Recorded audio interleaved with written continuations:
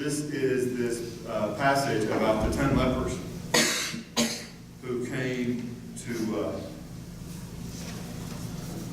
ask Jesus for healing. And I will just tell you a little bit about leprosy. Is something that we don't deal with, thankfully, in our time and place. Still, in the world, it is a scourge. Last year, there were 200,000 new cases of leprosy worldwide. And it can be treated with a group of medicines around a tetracycline drug, which is a couple of bucks a pill to us. That's a week's pay in a lot of parts of the world where the leprosy is. So it is an ongoing thing. And if you ask the Googles, you will see some very graphic imagery of what leprosy does. It's a degenerative disease, attacks the nerve endings, attacks the skin tissue. They're not totally sure how it's spread. Even in 2017, doctors are not totally satisfied they know how the disease is spread. But it is still an issue for many people in the world. There you go. Hansen's disease is the official name for it. Look at that, 180,000 people are infected with leprosy worldwide. 200 people in the U.S. every year. So when Alicia and I co-pastored a church in Odessa, between Odessa and Hobbs, New Mexico, there is a little ghost town, and it was a leprosy sanitarium. So it still affects people. And then I have a colleague, the summer that I spent in Israel doing archaeology, my friend Bruce spent in India.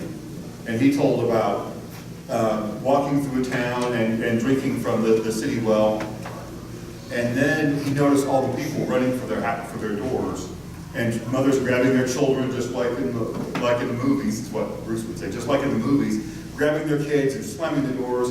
And then he could hear what he thought was a joyful noise, kind of like little jingle bells in the distance. And then here came a group of people dressed in white, kind of shuffling along through town. And he said in India, which is the land of religious enthusiasm, there's Buddhist monks dressed in yellow, and where he was, there were some Christians that wore a brown habit, and here are these people dressed in whites, and he thought they must be religious pilgrims. And then he didn't leave, and they stopped and rang their bells at him and waited for him to get out of the way. And then he kind of moved out of the way. And after they had gone through the town, the people came out and said to him, those were lepers, and they would be beaten to death if they got too close to you. And so they couldn't go through town until you got out of their way, because they know their place. And the fear of leprosy is so real. And, Bruce said something to the crowd like, why don't you do something about it? And they said, we have, and this is what we do. Some of those people are our relatives. Those are people that we have known, people in our families. But once they get leprosy, they put on white and they ring a bell so people will know they're coming. And think about life where every time you came into habited regions, people ran away in fear, grabbed their children, and wouldn't drink after you or you drank and didn't want to step in your footprints for fear of catching your disease. It's on page 80 in the New Testament, those of you who care to read along. On the way through Jerusalem, there it is. That print's so tiny I can hardly read that. I don't know if you could. On the way through Jerusalem, Jesus was going through the region between Samaria and Galilee. So he's kind of in enemy territory because the Samaritans and the Jews didn't get along. And so here the lepers kind of on the 50-yard line between Samaria and Judea. As he entered the village, 10 lepers approached him, keeping their distance. See, there's that thing about infection. Keeping their distance, they called out saying, Jesus, Master, have mercy on us. When he saw them, he said to them, go and show yourselves to the priests. And as they went, they were made clean. Jesus didn't heal them. The man who could calm the storm with a word, who could heal somebody in another village just by telling their boss that the person is healed, Jesus doesn't heal them on the spot when they ask for mercy. It's in going and doing the next part of their lives, going to the priest, they're healed on the way. And how many of us in life, when our prayers for physical healing are answered, we are healed on the way. Not in church on Sunday morning, maybe, not when we are in the throes of religious devotion. Have healed on the way. Go and show yourselves to the priests, and as they went, they were made clean. Then one of them, when he saw that he was healed, turned back. Praising God with a loud voice, he prostrated himself at Jesus' feet and thanked him. And he was a Samaritan. Then Jesus asked, were not 10 made clean? But the other 9, where are they? Was none of them found to return and give praise to God, except this foreigner? Then he said to him, get up and go on your way. Your faith has made you well. Which is kind of interesting. He was well when he came back to Jesus. He was coming to give thanks. So he'd already had a healing. But Jesus is saying something else. So if you look at the bulletin, I called this message the magic words. And there's one of my kids. I can torture my children with the memory of a big purple dinosaur who used to be on PBS. And Barney used to sing a song. Yeah. Barney used to sing a song. And Dad would sing along until they got it right. You know the song. Please and thank you. Yes, they're the magic words. If you want nice things to happen. Haley's heard it too. If you want nice things to happen, they're the words that should be heard. Use them at morning, at noon, at night. They're the best way to be polite. Yes, please and thank you. They're the magic words.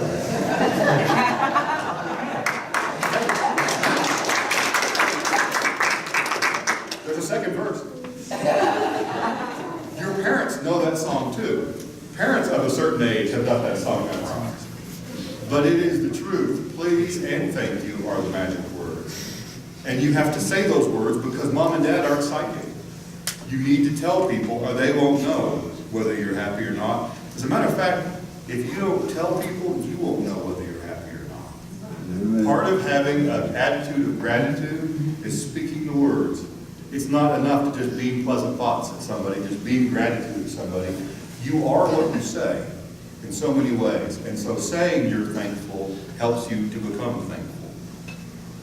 And the reason that your mother and I have pushed gratitude so hard is because if you can't be grateful to your human parents, how are you going to learn to be grateful to your divine parents?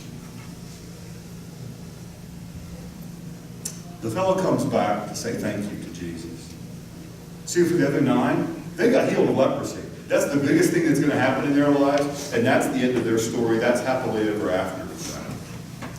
But the one who comes back to say that he's grateful, he continues the story and he continues the blessing. He keeps on getting blessed because he does something after getting what he wanted. And so Jesus isn't finished with him. God isn't finished with him. He continues the blessing by saying thank you. He continues the blessing by saying thank you.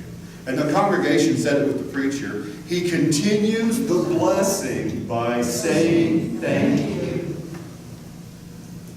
So, what about those prayers for our business? What about those prayers for our loved ones who are hurting and sick?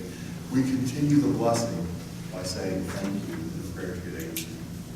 We don't say thank you and then we cut those prayers off. I had a friend who was a maitre d' in a fancy restaurant. Cloth napkins fancy. And I was talking with her once, just kind of idly, and I said, so who are the best tippers? Can you tell the best tipper when they walk in? And she said, oh yeah. I said, well, who are the best tippers? And she said, guy on a first date. He's throwing money down like nobody's business. He is not going to pull out a calculator and figure out what 12.5% is. He's throwing 30% down because he wants to impress the girl that he's made of money, right? Well, you can think about what Peggy was talking about. Giving your tithe and offerings is not tipping in a restaurant, but it's a way of saying who you are. Not while your beloved is watching, not while your dating prospect is watching, but while God is watching. Talking about who you are. Jesus talks about money 32 times in the Gospels. In kind of extended way where he's got like a paragraph or two about money.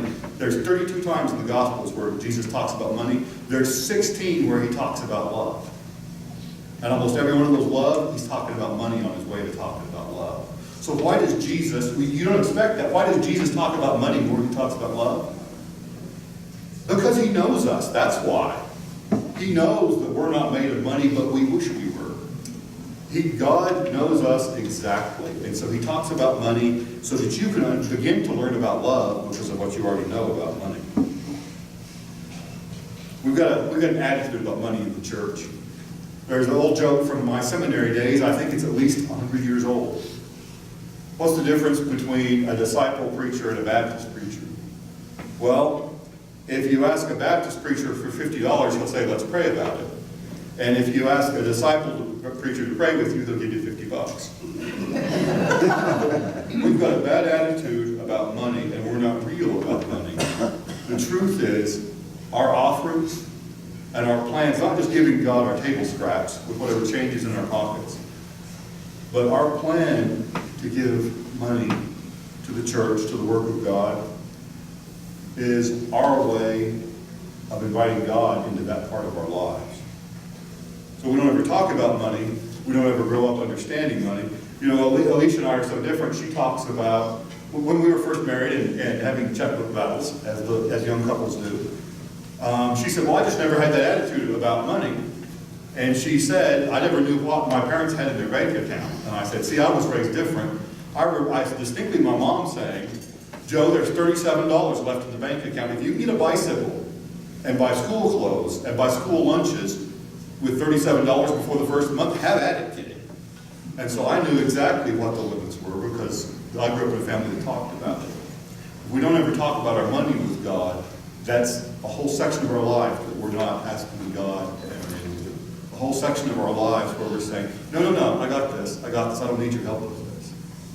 And I don't know about how you live, but the way the Harkers live in Conifer, we got involved in every conversation about money.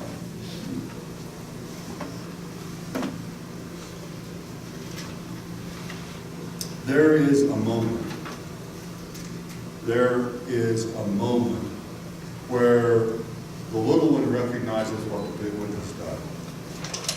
There is that moment outside the gates of Jerusalem on a spring day in 26 AD where their blood is running down the wood of the crosses and dripping into the dust, and the bandit's blood is mingling with the blood of Jesus. And one of them, in the middle of the crowd, shouting all the curses and making all the mockery of their excruciating deaths, that one is saying, Jesus, remember me when you come into your kingdom. Jesus, remember me when you come into your kingdom. Our efforts at giving are just a little bit of that thief saying, Jesus, remember me when you come into your kingdom. You know that moment, many of you, aunts and uncles, if you have not raised little ones yourself, there is that joyous moment when the baby is born and you take the baby home and mom or grandma or Aunt Lucy, somebody is there and helps change the kids' diapers, and then the helper goes back to her house. And then there's that night when the baby cries. And you're looking up Google to see what colic really means, and you're trying to figure out, is the baby seems healthy because it's screaming louder than blue blazes, so it can't be too sick, but won't quit crying. And mom's trying to burp, and you know, a new mom, she just pats the baby, and then after a while, what is it going to take to get this child to burp? And 4 in the morning and crying for 19 hours straight. And this goes on for weeks, but then there comes that moment when mom's exhausted and the crying is, we're in a lull between the crying, and mom is trying to burp the baby won't burp, and then you see that little tiny hand come around and pat mom on the back. That first moment when the baby recognizes, hey, you're trying to help me. Our offerings, our thank yous by doing the dishes and taking out the trash, is all those things that we do in this life are ways of saying thank you. They're just that little baby hand saying, I know you're trying to help with me. I know you're busy in my life. And that's what offering is. That's what it is in the last analysis.